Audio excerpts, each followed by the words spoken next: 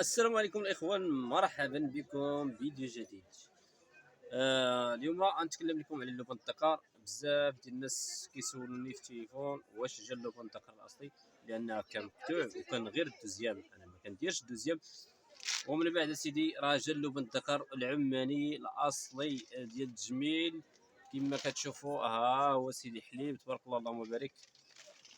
هذا هو اللوبان الاصلي. المهم باغي نقول لكم بلي راه اللوبان الدكر الاصلي راه هو جا، اللي درنا معكم تجربه في فيديو من قبل، وغادي نعاودوا معكم تجربه اخرى الطريقه ديال الاستعمال ديالو باش كيذوب. كما كتشوفوا تبارك الله راه حليب الشيو.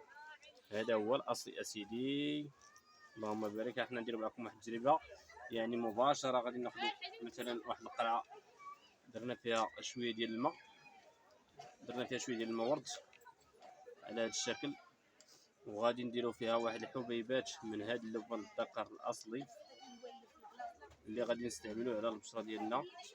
هذه هي الطريقه ديال الطريقه باش كيذوبوا اللبن، الطريقه الصحيحه والطريقه الزوينه اللي سهله. يعني بزاف الناس كيديروا في وصفات، ولكن هذه هي الطريقه اللي غادي تستعملوا بها. المهم راه كان مقطوع وراه جا دابا. بزاف ديال الناس كانوا كيسولوني الا جا قولها لينا، وانا راه ما كنعقلش على النوامر بزاف، يعني بزاف عندي ديال الكليان ديال التليفون، وراه ما كنعقلش على كليان. يعني خص بلاني غادي يشوف الفيديو غادي يعرف بلي اللوبان داك الاصلي راه جا.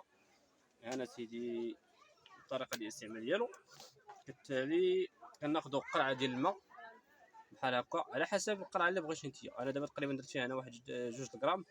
غتعمر القرعه حتى لهنا، تعمر القرعه حتى لهنا، دير فيها واحد 2 غرام حتى 3 غرام. كتخليه واحد شويه، يعني واحد الساعه، كتحركيه غادي يولي غيبدا هذا الحليب، هذا الماء غيولي حليب بحال يعني بحال الحليب بيض، غيولي بيض. ومن بعد ان شاء الله كتحركيه مره حتى كدوز 12 ساعه عاد باش كيذوب كامل، وكتبقاي تستعمل ديك الساعه على البشره ديالك. ديما كنقول لكم تستعمل على البشره، يعني تكون ما فيها لا مكياج لا والو، حتى كتبغي تنعسي. من بعد ما كدوبيه في القرعه كتصفيه في واحد القرعه اللي كتكون سبراي رشاش باش تجيك سهله اللي تبغي تنعسي، يعني كترشيه على البشره ديالك، وفي الصباح كتغسلي عادي. المهم هذه هي الطريقه ديال الاستعمال ديالو. بالنسبه للاصلي راه ساهل، يعني الذوبان. بزاف ديال الناس كياخذوا العادي كيقول لك لا راه ما دابش ليا، خديته عند فلان عند عطار كذا، ما كيدوبش ليها حيت ماشي اصلي، والا داب كيكون كحل. اما هذا اللهم بارك شوفوا يلاه داتو دابا ما كاينش حتى 2 دقائق تبارك الله، هو بدا كيبيض كما كتشوفوا. اما الا خليتيه 12 ساعه راه ما غادي يبقى فيه حتى شي حاجه، غادي يذوب يعني كامل. مره كتحركي بحال هكا، هانتوما غادي تشوفوه غادي وكيبيض تبارك الله اللهم بارك. بالنسبه راه الناس كاين اللي بعيد على كازا وما قدرش يجي حتى لعندنا، راه كنصيفطوا ليه، يعني كاين شركه توصيل يجيو حتى لعندك. يعني كتاخذ اقل عدد هو 10 غرام، وكيدير 10 دراهم للغرام. اقل عدد كتاخذ بالنسبه للارسال، يعني الناس اللي باغيين نرسلوا لهم كتاخذ 10 غرام كتجيك 100 درهم. بالنسبه للناس اللي باغا تجي عندنا للمحل مرحبا. قصريه ديال سبيطه المدنيه، كتعيط ليا كنصيفط لك اللوكاليزاسيون كتجي حتى لعندي ان شاء الله، وتاخذ الكميه اللي بغيتي في المحل ماشي مشكل.